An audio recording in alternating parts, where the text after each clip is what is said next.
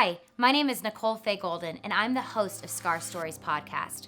We all walk through seasons of brokenness, and it's so easy to buy into the lies that we're alone, forgotten, weak, and too far gone. But here's what I want you to know. We all have scars, and so we all have stories. I'm really hoping these interviews resonate with you and that you walk away knowing that you aren't alone, you're never forgotten, you are strong enough, and there are always second chances. Thanks so much for tuning in, and welcome to Scar Stories. Hey everybody, welcome back to Scar Stories. My name is Nicole Golden. I'm the host, and I am so glad that you guys are joining me today. I have a really special guest on. This is someone I literally just started following in the podcast world. I guess we were just joking. I just started a couple months ago. He's been going at this a little bit longer, but I think, Justin, the way I found out about you was I have been following Brandy Wilson for years and years. I'm the OG Brandy Wilson fan. And right as I had reached out to her about being on my podcast, you had interviewed her on yours, and she'd reposted a couple things. And I was like, who is this Justin guy? And I think I started following you, you started following me. And then I just kind of started getting glimpses of your story. And I was like, I got to get him on here. So this is Justin Keller, everybody. Thank you so much for joining us, Justin. I really appreciate this. I've been looking forward to this, and I love Brandy. So anyone who's in Brandy's camp is good people in my books. Yeah. How long have you known her for a while? It's funny because I met Brandy years ago and at a conference I was speaking at in Nashville, and just in passing. And so it was so many years ago. And so ended up connecting with her just like you and I have connected through social media more directly within the last couple of years. So awesome. I love that. Well, it's just so funny. This isn't an interview about Brandy. This is an interview about you. So I'm not gonna this is how big of a fan I am. It's embarrassing. Anyways, I'm so glad you're here, Justin. Can you just introduce yourself? Because I'm gonna be getting to know you just as the listeners are getting to know you, which I always think is kind of fun. I love that these interviews are just really raw and kind of moment by moment. But can you introduce yourself to the listeners? Tell us a little bit about what you do, and then we're gonna dive into the questions and probably some questions I didn't send ahead of time. But can you just start by introducing yourself and tell us a little bit about what you do? Yeah, I'm Justin Keller. Like you said, I live here in Houston, Texas. I did not grow up in Texas. I grew up in North Dakota. Most of the people I talk to don't know a lot of people from North Dakota because there aren't a lot of people there. But I've been here in Texas now for probably the last 14, 15 years, and started out my journey working inside of churches, grew up as a pastor's kid. And then about 9 years ago, started a business. That's just what I do as far as a living goes. But what's most important to me is I'm a dad. I love writing. I love running. And so those are probably the more important aspects of my life. But by trade, I help people develop their brand strategies, their messaging, and really just fight for brilliance and all that they're doing. I love that.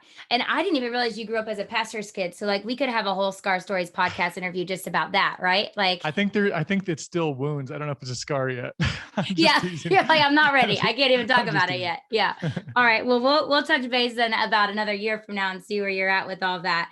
I think I still need to get it.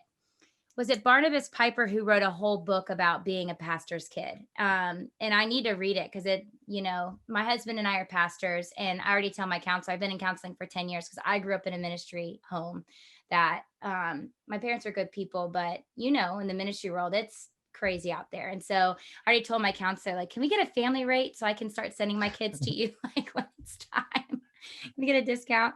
All right. So we're going to dive right in. One of the things and one of the questions I sent you, and I love this, you said in your post, and I hope people after this start following you because Justin's got some really cool stuff.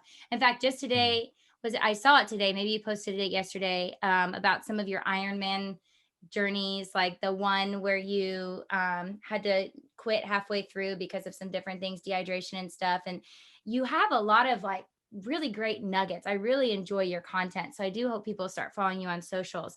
But one of the things that you said was hardship is a luxury. And I think you said that to me. And I wrote to you, I was like, this is a very intelligent thing to say, but a horrible way to live. So I want you to talk to us a little bit about why you like that statement and how that was born out of your own personal experience, how hardship is a luxury has kind of become something that's really defined your life in some ways. Yeah. I don't know if it's an intelligent statement or not, and I don't think it's a horrible way to live. So I might counter you on both of those. Counter me on both of them. Bring it. It's not a new philosophy, right? It's not something original to me. I mean, if you look at the idea of hardship having a benefit to it, I mean, if you want to go on the scriptural side, Paul talks about, I think, in my weakness, I'm made strong. Yep. On a philosophical side, Seneca is probably the greatest influence, his writings for me, as far as being able to articulate and accept and then practice that mindset. One of his best quotes or writings is, it talks about, I think it says, prosperity unbruised cannot withstand a single blow. Wow. It develops basically a calloused skin. And so even when you're encountered with all these challenges and hardships, that person that has been facing misfortune after misfortune is going to be able to face them again, even if it's on his knees, is the way he writes that. Wow. And that's probably the posture that sometimes I feel like when you make that statement, hardship is a luxury, it can sound like I'm just triumphant through it and I'm smiling through it. But I feel like sometimes I'm like that writing of Seneca, and I'm on my knees, just crawling through it to get through it. Yeah. And it was really something that I would say came alive for me, definitely going through my divorce. Just, there was a lot of things. I've experienced loss of loved ones. My mom passed away when I was 27. I watched my brother lose his niece after only living for 20 days. You've experienced your own hardships, losing your brother, which I'm so sorry, to suicide. And I believe even your husband's mom to Alzheimer's. And so,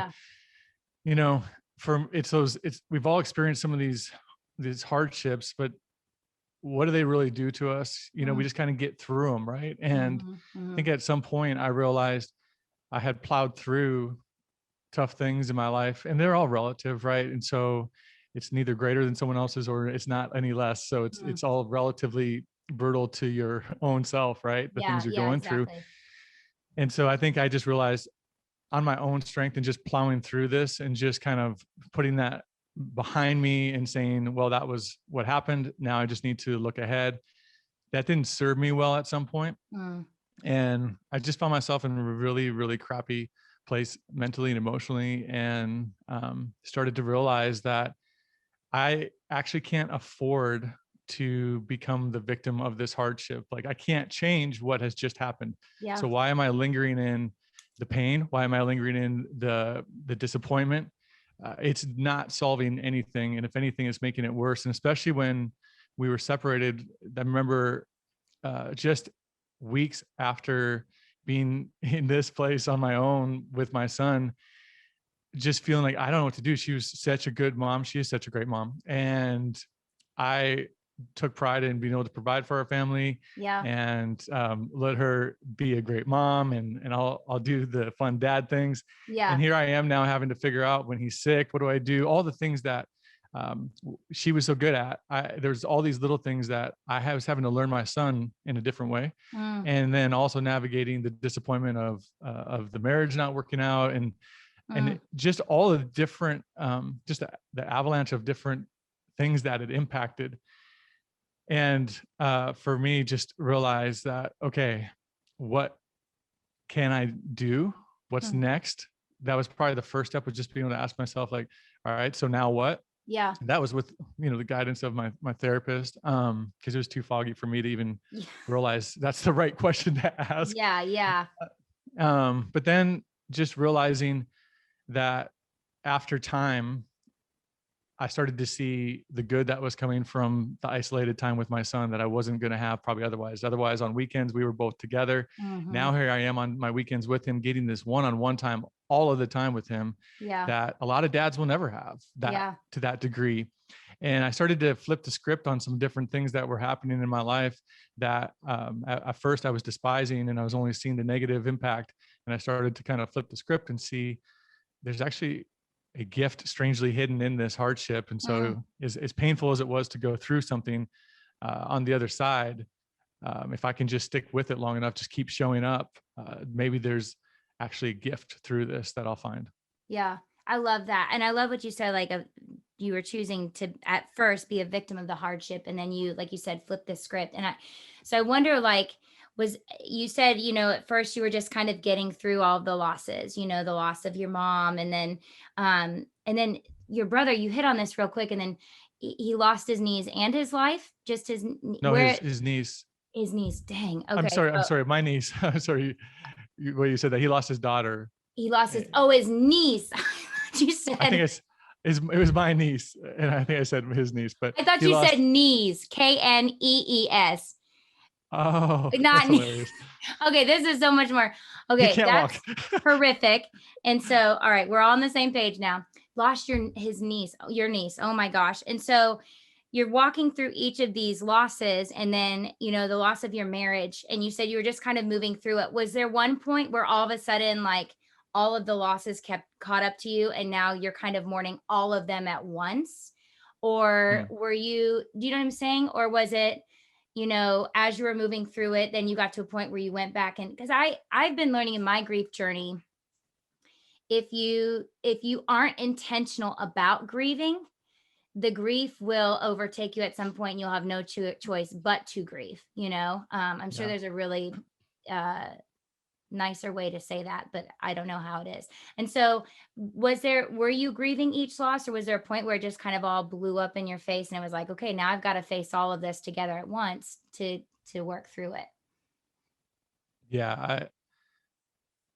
I can't pinpoint an exact moment, but I do know that the moment that I let myself start to accept what Mm, was happening, acknowledge the reality mm, that was happening with one area, yep. the moment I started to be honest about life, even if it was unexpected, and stopped creating this false reality of it, or this Yes. false reality of who I am through it.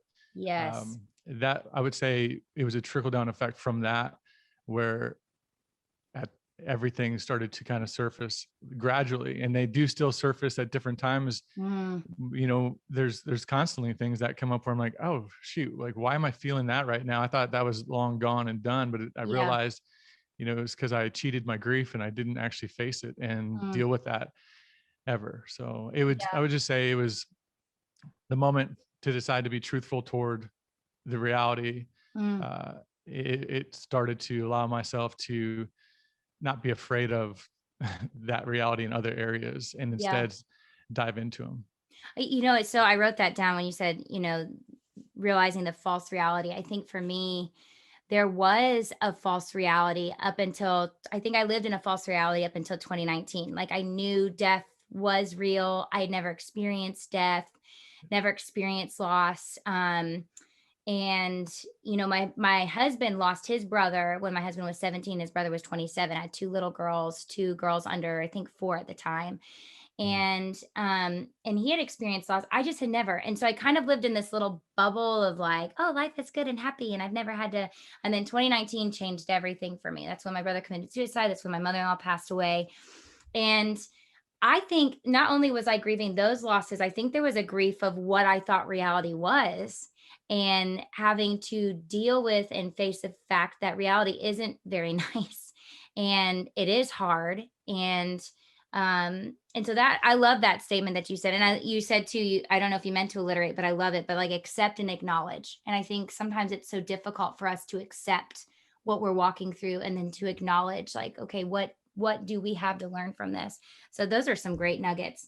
Talk to me, and because I didn't know you were a pastor's kid, so now makes it interesting. But about being a pastor's kid who's now divorced, did you walk through any, like, religious guilt? Like, oh my gosh, now I'm divorced. Like, am I? No, so, and first of all, I want to clarify, I'm absolutely grateful for my upbringing. It instilled so many great values in me. It instilled a love for people in Mm, me that I have, that I've prayed over my son and he has. And so I love that. there's so many good things that came from it. But again, like, you live in these sheltered worlds where you only see one thing and you're not Yeah. prepared for the other side of it, like you're talking about. And I think that's part of the upbringing that as good as it is now, there's some learning curve that was delayed maybe when it Mm, comes to like the reality of what life looks like, of humanity just in general, yeah. that I had to learn. And then also let go of the idea that the way I was raised is exactly the way everyone else should be raised, and the way I think is how everyone else should think. So that would be one of those things where there was definitely undoing with that. But I didn't deal with the guilt of what people would think inside of the church, because at that point in my life, I was already on a trajectory of, I had left working on staff at a church for, at this point, I think 6 years. Yeah, at Mm, six, I had been off of a staff at a church for 6 years. Still had some clients that were churches, but I was working with businesses now too. And so I just think like I had found this place in my life where I was being more okay with like my decisions, mm, and what happens in my life. I don't care what they say, because they don't have to live mm, with the consequences, and they're definitely not pursuing the rewards for my life either. mm, Right. So mm, mm. I didn't deal with that at all. And I still don't ever deal with that kind of crap at all. It's such a waste of time, It because, is. they're looking through such a limited lens. And if they're not willing to be in my corner and Mm, know the battle that I went through, and then walk through it with me, maybe even pick up the sword here and there mm. with me, then why should I care about their judgment toward me? It's not a real, it's not based on facts. It's not based on truth. It's just based on their own subjective naivety. Yeah, I love that. I love that. I think it's something, it's funny, Brian, the church, we call ourselves an alternative to church as usual. And we get a lot of people that come to our church that have been burned by Christianity. We have a lot of agnostics and skeptics who are just kind of like, we're going to give religion and Jesus one last shot. And we get questioned by a lot of religious people a lot of times. They're like, why are you not dealing with this topic or this topic or this Mhm. topic? And it's like, because we're all broken, and people don't need to be preached a message of like, you're broken. They need exactly what you said, people in their corner, fighting with them. And I remember a long time ago, divorce was one of those things where it would put people on the sidelines. And it was such a black and white thing, instead of realizing like people are messy, like relationships are messy. And um we silence so many incredible voices because as religious people, we want to live in this black and white world. My therapist, who's been with me for the past 10 years, is divorced and remarried, and his story and his level of empathy and his ability to be able to connect to people is out off the charts because of the experience that he walked through. And so I think we do people a disservice by being like, oh no, you know what I'm saying? Yeah, and I mean, I don't know your audience completely, but you being a pastor, I would assume some of them would be inside of that category of Christians and churchgoers and so on. Yeah. So I would say, this conversation's safe here and relevant. And so for me, it actually going through the divorce. It's just I remember sitting in counseling and therapy. We did all of that for a while. All the things Yeah. that when I was growing up inside of the church or on staff, that you were told all you got to do is work harder at it. And that's BS.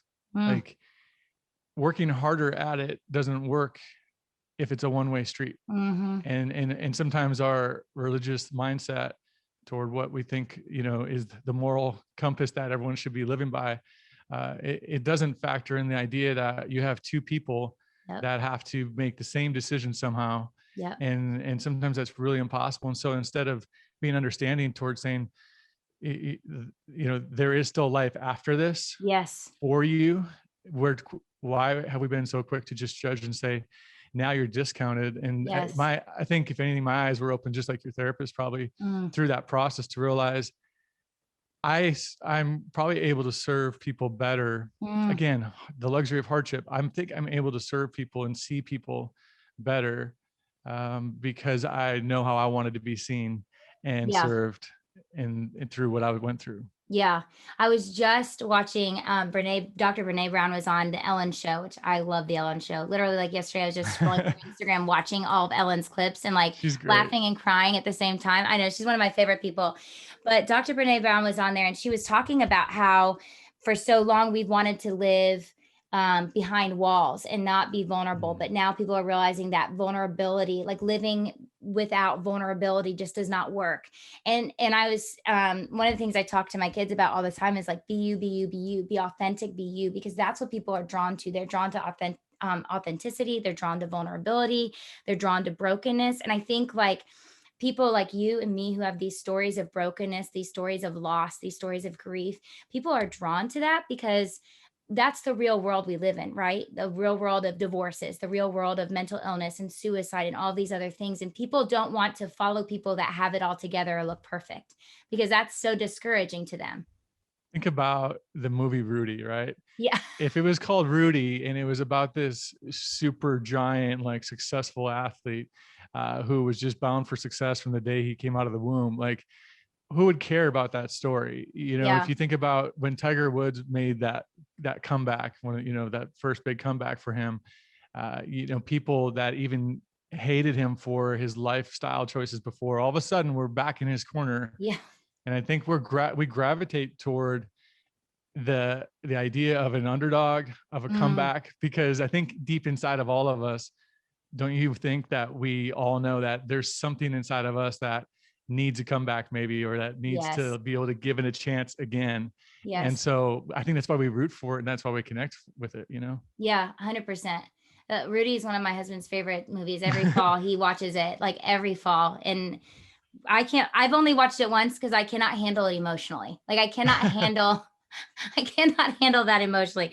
Anyways, oh, I love this conversation so far. So talk to me a little bit then, Justin, about having to, and we've touched on this a little bit, but you know, you had these dreams of your life. You had this dreams of like what your marriage was going to look like, how you were gonna. How old was your son when you guys were in the process of divorcing? Because it's a Yeah. process, right? So how old was he? No, he would have been, when we actually moved apart, separated, he would have been like 2.5. Wow. Okay. So talk to me then about you have a 2.5-year-old. Your marriage is, you know, coming to an end. And really grieving those dreams so that you could pursue new dreams. Did you have that intrinsic, like, okay, my life isn't over? Or was that something you had to learn? Like, did you know that deep inside? I was like, I'm going to be okay. I'm going to dream new dreams. Or was that something that you had to process through? Oh no, it was shattering. I mean, you I think deep inside you do know enough of your life at some point when you're, you know, I was what, 37 at the time. Mm, You've seen yourself go through something and survive yeah. enough probably to deep inside, at least subconsciously know you probably will survive. Yeah. Uh, but to believe that Mm, is a whole another thing. And it was really brutal. You know, I remember writing down a note like 2-3 weeks after being here, just said, I don't know if I can survive this. And mm, so there wasn't anything about it that was exciting to think about, the idea of new dreams and all of that. Like I was still just trying to figure out like how the heck did life get to this point like this. yeah. And I needed, before I could dream new dreams, I think I had to start to work on, and this again was with a therapist. Like this isn't Mm, something I know how to do. I'm just going through my experiences. I don't know the answers on all this stuff, but for me, uh, it was more important to figure out what was my part, mm, and if I don't figure out that first, I guarantee you what my part was inside of a marriage not working, no matter how hard I tried, mm, and who chose what is irrelevant in the conversation. But if what was my part is always relevant, even if I didn't choose it. And mm, so mm, if I don't figure out what that is, I think it's going to be hard to ever really live out new dreams well, or give mm, them a chance to survive. And especially whether it's relationally, I just think that the issues are always deeper than what surface. mm, And so just by the help of my therapist, it was more like, let's work on you mm. as a human. Let's get you healthy. Don't worry about creating a new life. Like you actually just need to figure out how to survive right now. Yeah. And I think it was Brandy actually that was talking to me about this on the interview I did with her, Yeah. where we're so quick to say you have to turn your pain into purpose. Mm, And I probably have chanted that Yeah. myself, you know, but she said like, there's a season where maybe it's just okay if you need to just survive and you're Yeah. not going to thrive through it. And I think that's probably where I found myself was uh, really feeling desperate. And um, the idea of dreaming new dreams or bringing new things into my life seemed uh, premature Mm, and impossible to even understand and comprehend, yeah. actually. And I love like was therapy and counseling a new thing for you during this season, or was this something you had already kind of been implementing into your life before this season? Yeah, I had gone to, I'll call it crisis therapy Okay. before. So it's like, it's by the time it's too late and you've already jacked something up, now you're going to go try to ask someone to help you unwind it. Yeah. Um, that's the type of therapy that I was doing before. And so this was the catalyst for uh, therapy to just help me coach my, be coached and Yeah. manage my life, which is what I do now. And so long after, I guess, the divorce, even 3 years later, and in a pretty healthy spot in my life Hmm. in some ways, in some areas, I still make it a consistent part of my life. I mean, I have an appointment here in an hour and a half, I love it. so it's like every other week usually that, and she said her role shifted, at some point. I think there is the trauma side of our life that needs to Yep. be dealt with. Yep. And then you get to the other, not fully to the other side, but you get to the other side of that partially. And then you can shift to more of a coach relationship, which I don't think Yes. people understand that part of it, which is, if I don't have that person in my life, I'm going to spew all of my crap on a podcast with you. I'm going to spew all of my crap with my brothers, and then I'm going to destroy that relationship. I'm going to spew it with my friends, and they're going to hate spending time with me. So Yeah. I think my therapist is just like probably one of the most vital people in Mm. my life. I love how you explain that because I think that's so true. People, I talk about counseling all of the time because it's been such a major part of my life. And just like you, I got into it because it was crisis time, right? I was suicidal. Our marriage was hanging on by a thread. I was, becoming abusive with my husband, which is embarrassing to say, but I feel like people need to know, like, this is how bad it was for me. Mm-hmm. And that's when I got into counseling. And so it took us about a year to work through the crisis to actually get to a place where we're like, okay, now we can just kind of maintain. I feel like, and and so people are always like, well, how long do I have to be in counseling? And I'm like, really, you should be in counseling your whole life. Like we live in a really broken world where things are screwed up. And yet, like, just like you said, if you don't have this outlet, your family's going to get the brunt of, whatever season you're walking through where you're triggered, your relationships. And so I love that you bring up that point because counseling shouldn't be something you're just trying to get through. It should be something that's part of your daily rhythm, your rhythms of your life. Um, Man, I feel like you said something and I just like, that was so good. I just keep writing down things you said, but like, I just lost it there with that little tangent I just did. So tell me a little bit, Justin, about, for me, I think having kids during this season of my life has been honestly life-saving. Like, when we were walking through 2019, we had 3 kids at the time. So my brother committed suicide January 4th. We went to the funeral and I had a feeling we were trying to get pregnant with our 4th at the time, and I had a feeling I was probably pregnant. I didn't take the test because I'm not gonna lie to you, this is a safe place. I needed some wine to get through that whole week. So I was like I was like, "I'm not gonna Oh. take a test because I need some wine." And so then we got home and I was like, "I have to get my tattoo for my brother." So literally went to the tattoo shop, got my tattoo for my brother. Target was across the street, bought a pregnancy test, went home and found out I was pregnant. And I was like, "Lord, like, hopefully this baby's okay," you know? And so anyways, so January 4th, he commits suicide. We find out like a week or two later, I'm pregnant. My mother-in-law is doing horrible. Then it's a crisis pregnancy for me. I'm in and out of like at-risk doctors, and he's in my womb, but he's got all these doctors that he's having to see from the womb. And anyways, and then he's born the day after my mother-in-law passes away, and then the day after that he goes in the NICU. So it was literally like, can I get a break? And I Hmm. think though, through this whole thing, having children didn't allow me to just kind of sit in the woe is me, because here's now Hmm. these three, brand new baby, four, that just lost their grandma, lost their uncle, have walked through, a year where, mom and daddy have had to grieve. And so, but I think like having children helped me keep going, and it forced me to process what was happening day to day, because I was like, I've got to make sure I'm healthy enough to love on them. So Yeah, did your son become a sort of motivation for you through this? Like, even in your relationship with now your ex-wife with his mom, making sure you maintain a healthy relationship, because he's watching, he's around, you know what I'm saying? completely. I mean, they're the reminder. Yeah, well, like the choice you made, I think is worth acknowledging and saying like not everyone makes that choice, and Mm, so they're there, but it doesn't mean that people see them for that, right? yeah. And so, yeah, but I do think that like just gosh, my son is the one who, at least the burden I felt was like I can't afford to not figure out how to get us back on track. Mm, I can't afford to just sit on the sidelines.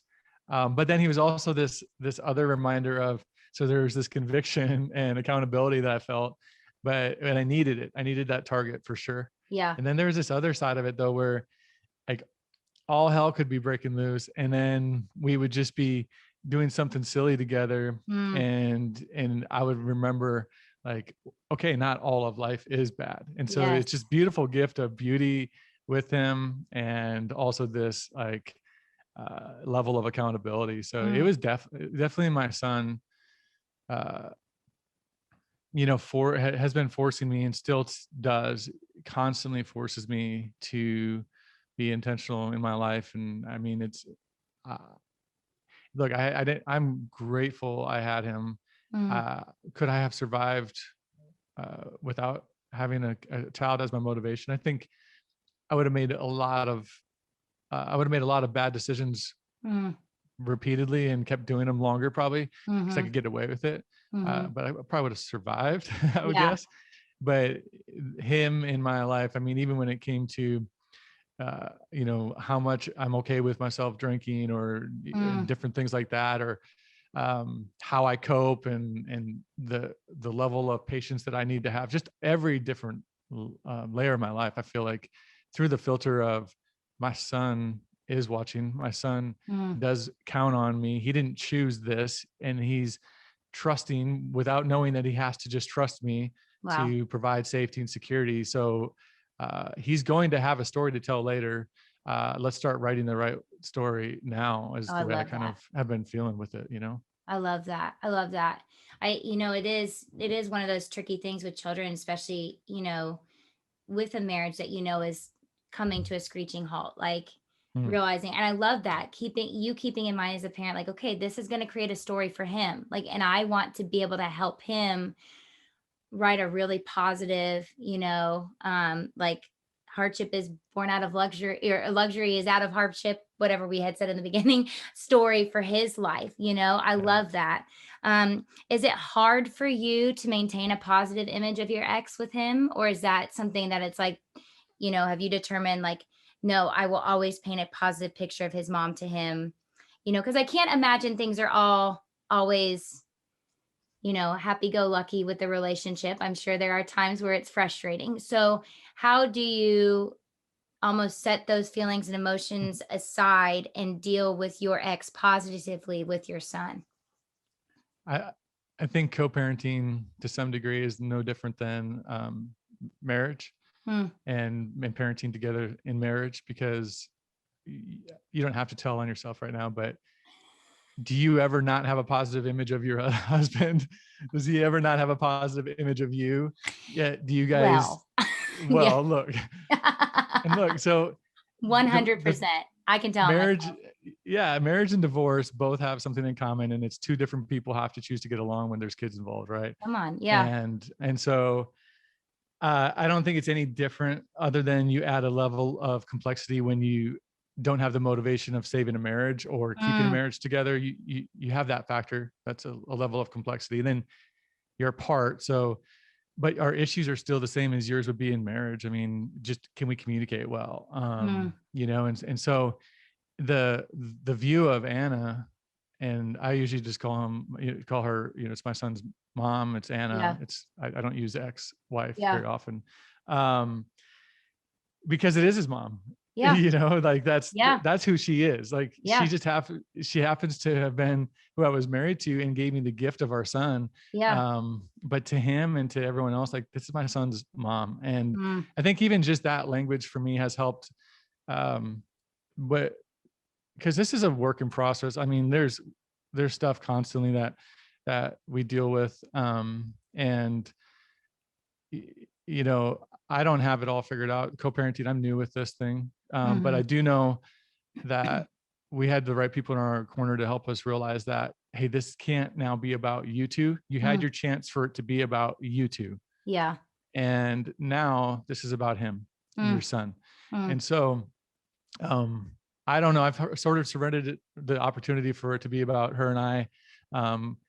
You know, her thinking the best of me and thinking I'm an amazing human. And I've sort of surrendered that and realized, like, all I have to do is create alignment. And so part of that alignment is my son knowing he's got the best damn mom possible. And she'll always be his mom. Nothing can ever change that. She's amazing. I speak highly of her. And yeah, I want my son to know it's safe to love her, because I feel like it's such a disservice to him to create this tension that he has to feel toward mom or toward dad because of the way that we feel, just because we couldn't deal with our own crap. Wow. He didn't choose this. So that is so selfish to put the tension on him as our relief. Like, that's part of, again, why a therapist is so important, is he doesn't have to feel that tension, and he doesn't have to know the full story. It doesn't serve him necessarily well to hear a full story so he can pick a side. Like, he just needs to know that we're both on his side, that he's loved always, no matter what. And I think we're a good team in that, even when we have our differences. And divorce, you know, I guess our differences would be what make life difficult sometimes, just like you in marriage, you know, not divorce. Yeah. You know? Yeah. Look at you. Okay. This is awesome. I love it. I love your little nuggets, and I love how you like turned that on me. That was very good, Justin. I'll give you that. So I think last two questions I want to ask, and my audience is a mix of Jesus followers, agnostics. It kind of mirrors what we have at our church. It's a good, healthy mix. And so, walk me through your process of forgiveness. And I think, like you've touched on a little bit, process of forgiveness of Anna, process of forgiveness for yourself. Because you said you had to, when you were in therapy, like even deal with what was my role in this, you know? And so walk us through that, and then walk us through your relationship with Jesus during that time. Were you angry? Did you feel as though, you know, he kind of dropped the ball? You know, you've already lost your mom, you've lost your niece, now you're losing your marriage, like, and you've done everything right. You know what I'm saying? Or the world would say, like, Justin's done a really good job of pursuing Jesus. So where is God in this moment? Why is he allowed it? So walk us through your process of forgiveness, and then walk us kind of through your relationship with Jesus. Like, was there a moment where it was just kind of like, God, you screwed me? I'll start with that one Okay. first, because I think that's a really succinct, easy answer. Okay. And the answer would be no. I've never, I think this goes back to my upbringing, but, you know, I've never been raised to blame God. And I've also then later learned never rely on asking God to get me out of hardship, get me out of hard things. Yeah. I don't, I think he's supposed to be more of a companion versus, you know, this rescuer from the things. Like, the rescue is maybe discovered later. So that's just, I guess, my perspective on that has been, how could a God that has allowed so much good in my life and has been faithful in my life be the one to also blame for the bad? Like, it just doesn't make sense to me. Yeah. And so I don't have the answers. I think there's so many questions that are exhausting to try to figure out. And so for me, I've just chosen to say, like, I think God's faithful. He's proven that in my life. if I start to see him now as the villain, then it's going to be hard to celebrate some of the victories in my life probably, and give credit to the right source. I'll probably start to give myself too much credit. So I don't really know where to land on all that, to be honest with you. That's been a really beautiful part of this process, has been the letting go of the Jesus I thought I knew or was supposed to know. And I'm relearning what that looks like. And a lot of that has been apart from, I'd take my son to church, but apart from the reliance on a church. And instead of looking at, the things that I was told and taught, just start to develop my own beliefs and convictions around my spirituality. And so I still consider myself Christian, of course, but you can hear that in probably just the way I talk even, but I don't make that my leading message. But I guess I said I'd be succinct. That was a long-winded answer. Well, no, you have to, like, you just dropped a bomb and then you moved right past it. So I got to go back to it. Cause you said, you had to deconstruct who you thought Jesus was and who he is. And so what did that deconstruction kind of look like? Like, who did you think he was? And then who has he become now to you? Cause I think that's interesting. Yeah. There's that, it's C.S. Lewis that, what's he say, that he's either Lord, liar, or lunatic, right? Yep. And so when you talk about like being angry at God, like that would put him in probably the category of liar, maybe lunatic too, right? Yeah. And so, I just think like understanding for me that there are so many principles to take away from the life that Jesus lived. That's the example that I'm choosing. For someone else, that could be a different religious leader and or a philosopher, whatever it might be, and that they're choosing to at least create their core convictions around. And so I think it's just more of that, just kind of that realizing these are principles to look at. This is a life to look at, see it as a real life. But just seeing Jesus separate from the church, and I think that's probably the biggest thing for me was the relationship was probably skewed because of how I saw that relationship inside the church. And so this isn't something that I've had to articulate a lot, to be honest with you. I don't talk about it. It's more of a private thing that I walk through, because I think everyone should be able to navigate this on their own. And I'm so shy to tell someone like what I'm navigating. Yeah. In that. No, I appreciate that. And I think, so I won't belabor that anymore. I think for me, it was the exact same thing. It's so funny because I grew up doing quiet times every day. And so you read a passage of scripture, you'd pray, you'd write about it, and you move on with your day.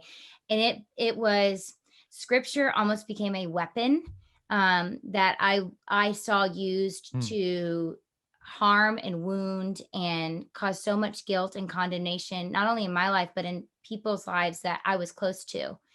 And so I think for me, I had a similar journey where I remember there was one point where I was suicidal and I didn't even recognize myself anymore. And I didn't even know if God was real, because I really struggled with, I have sought to follow you, and now I'm having this mental emotional breakdown where I'm not in control of my mind anymore. And like, I've been told my whole life, learn scripture memory and yield your mind. And I've lost complete control of my mind. So like, what do I have, Yeah. And you're touching on some, oops, go ahead. No, you go. Well, you were just touching on something that made me think about, the season has been more of learning my responsibility with my life, and seeing that there can be, I'll get in trouble for this if you put this out to the church folks, which I don't care, but whenever people make statements that says, Jesus is enough, and it's like, I get why you're saying that, but I think that's what gets us in trouble, is we just think the prayer is enough. We think that the motion of scripture reading is enough. And like, there's this level of personal responsibility that, and I again, the term self-reliance isn't used inside of the church, but Ralph Waldo Emerson's book was a beautiful book about the power of really learning to love yourself and take responsibility for your life, not apart from God, but being able to be able to serve others better, to be able to Mm. serve God better, and actually live out fully your calling. And I think that's the gap that I had in my relationship always with spirituality and Christianity would have been, Yes. um, where's my role? And Come so on. that's all. No, I love that because I one of the other podcasts that's going to air this season is with my friend Emmy Vasquez, and he walked through horrific trauma growing up, and I mean horrific trauma. He tells a story, but one of the things we talked about in the podcast was how the church always says like you're not to love yourself. And it's like when you look at the greatest commandment, you know, God says, love the Lord your God with all your heart, your soul, and your mind. But then later it's in love your neighbor as you love yourself. You cannot love people well if you're not loving yourself well. And I think, like, I love that you touched on that because I think that was for me is that, yeah, I had been trying to love Jesus and others really well, but there was a season of about 25 years where I did not love myself, you know, like, and that's a Agreed. big missing component. So, how well was I really loving others, you know? And I think for me, part of my healing journey and part of my deconstruction has been, yeah, like I'm a pastor, married to a pastor, but I have trouble. And again, this is a safe place, and I love this conversation, but I have trouble maintaining a daily scripture reading program because I'm still, even after being in therapy for 10 years, trying to see the Bible as a safe place. Jesus is a safe place to me. You know, Jesus is a Hmm. safe place. I have worked through that. And Jesus and I love how you said, like, he's a companion, not a rescuer. He's become a really tight friend to me, tighter than we ever were before. But scripture is still something that's scary for me. I can preach from it. That's okay because I kind of have control. But just coming to it on my own is still very scary. And so I think for those of us who have grown up in the church, even if we've grown up in great families, when we walk through these seasons of crisis, I think there's a very healthy deconstruction that we have to go through of like, okay, this is who we've been taught who Jesus is, but this is who he really is, you know? Yeah, I want to touch on something because and clarify. I think when I said companion versus rescuer, I think it's a both and obviously, Yes. but I think too often in our life, just in everything, we're really focused on just the results, the rescue, the outcome Mm, side. Even if we're going through hardship, it's like, okay, what will life look like on the other side, instead of mm, like what does life look like today? mm, What do I need today? What do I need tomorrow? And I think that's the companion side that I was touching on versus the immediate, you know, life looks different. You know, life doesn't look different actually. Life's full of chaos still, whether you're a Christian, Buddhist, or whatever you believe. Like, life's yeah. full of chaos, life is full of beauty and order too. Like, um and those things don't change based on a belief, but how you navigate the chaos, the order, which is, you know, from Jordan Peterson. Like, how you navigate those things are probably, it's going to be based on a moral compass of some sort. And so you have to have that Mm, healthy relationship with whatever you believe in that mm, helps you navigate, you know, things until there is maybe relief and yeah. rescue from it, right? Yeah. I love it. Um, What did you ask about forgiveness though? Was that what Yes, you're I asking did. Oh, I'm about? glad you did that because I almost jumped to like the running aspect because that's going to be my last question. Okay, yes, your process of Oh, forgiveness. Thanks for pulling us back to that. yeah. Well, sorry, I can go off on tangents. I No, love you're talking with you. fine. You're easy to talk to, and I'll have to have you on my podcast too. I love that. So yeah, forgiveness. I don't have a process, I guess. I just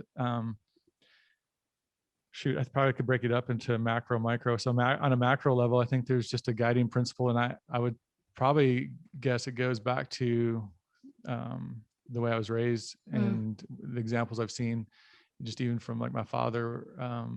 And so the guiding principle for me with forgiveness is, I would say, forgive regardless and mm. forgive repeatedly.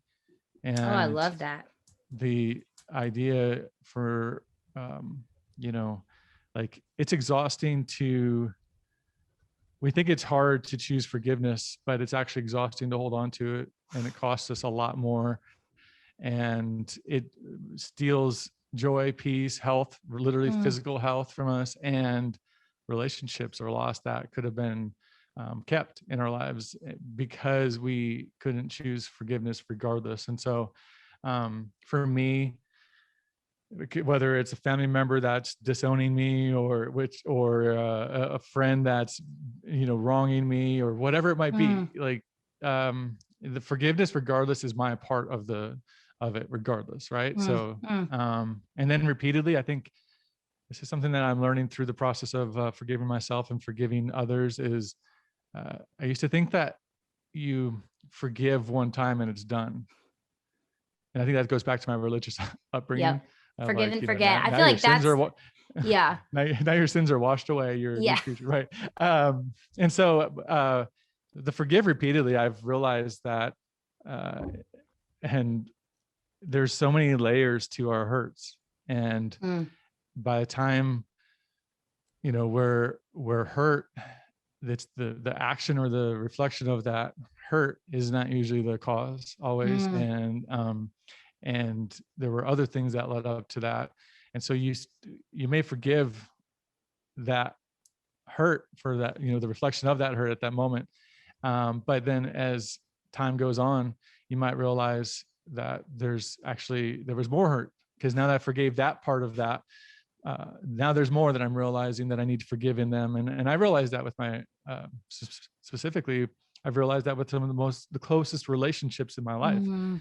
And I've just been thinking a lot about that lately, just how the more intimate and close we are with people, I think that there are more layers to the love. There's also more layers to the hurt.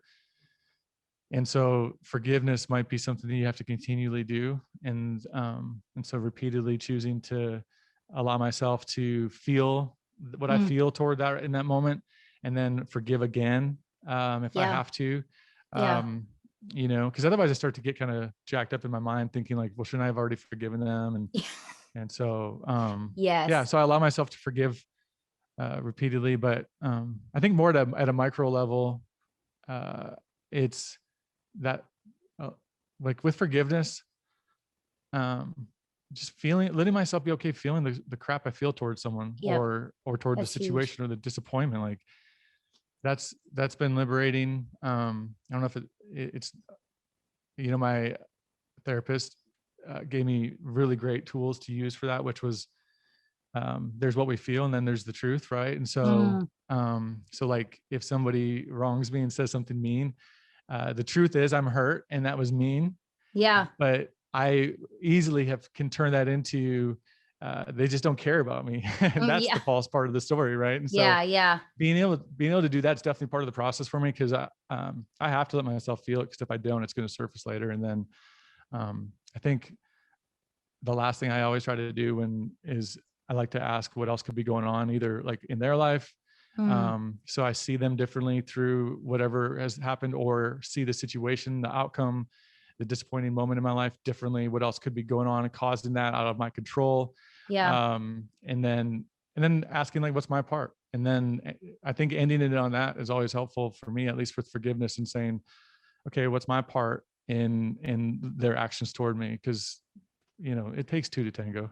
Yeah, for sure. Well, and I think you're so right. Like, there is the importance of really feeling the pain. I think for me in my forgiveness journey, I thought that when you forgave someone, it was pretending like what they did didn't happen, pretending like what they did didn't hurt you. And that's not forgiveness at all. Like the reality is like they did hurt you, and you have to own that in order to own the forgiveness, I think is a big deal. So did you ever think about how, you just made me think about something, but did you ever think about how, like the closer you are to someone, the more willing you are to be your full self, right? Yeah. So the more you trust me, you're telling me more of your story, vice versa, right? And so I think like sometimes it's weird to flip the script like this, but if they're willing to be that honest with me, especially if it's somebody hurting me with their words or their actions, like and show me their true feelings and anger in that moment, maybe there's also like a something inside of that says, all right, they must really love me.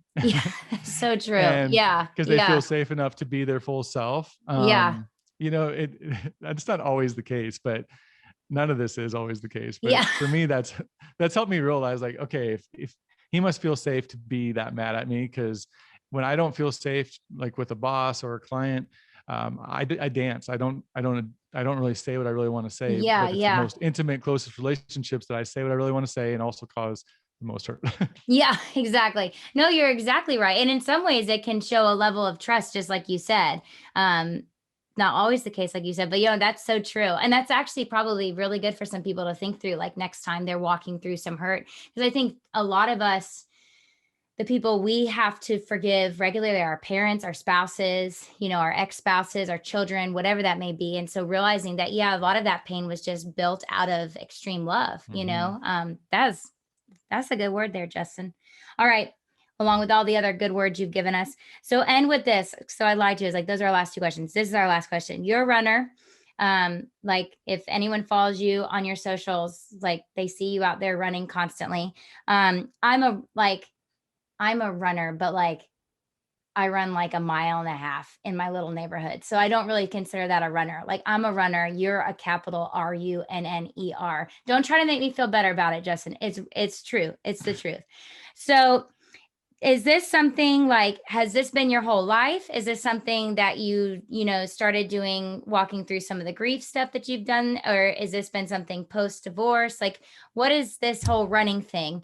And then how has this really helped you even in your life, like with discipline, creativity, staying focused, staying driven? Talk us through those two things. And then that will be the end. I promise.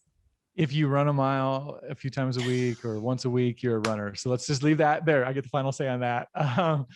No, I can't stand it when Thank people you. limit and say like compare it because they don't run as much.